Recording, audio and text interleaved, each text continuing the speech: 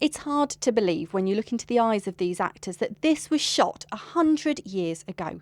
The music would have been live and the £6,000 spent on the epic would equate to millions in today's money. A short trek from Irthlingborough and the scene hasn't changed much. The film, The Battle of Waterloo, was filmed in Irthlingborough because after the original Battle of Waterloo, the Duke of Wellington had remarked that the land between Irthlingborough and Woodford and Findon reminded him so much of the landscape where the original battle was fought. The film was thought to be lost. Then a member of the local history group saw a tiny fragment at an Italian film festival. It was labelled as unknown. He'd struck gold. It turned out there were 20 minutes still in existence at the British Film Institute in London. The parts that remain do include quite a number of shots taken here at the ford, particularly with the cavalry coming across.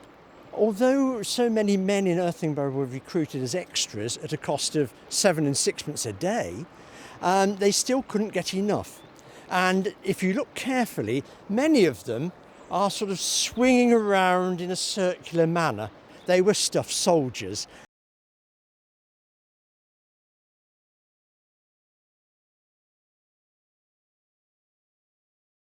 And in the town centre, there are also stories to be told. Fred Spring was my uncle, and as a small child, Fred had to play the scene of the small child. He had to crawl into one of the bedrooms where a soldier was in bed dying, and he was told, cry. And unfortunately, Fred, he couldn't cry. But the man in the bed said, cry, and cry like hell, which frit Fred to death, and he then started to cry. Never forget it. And here's the final story. And the final scene that we see is of Napoleon standing looking out over the vast ocean saying, "It is finished." Well, actually, he stood looking out over the River Nen.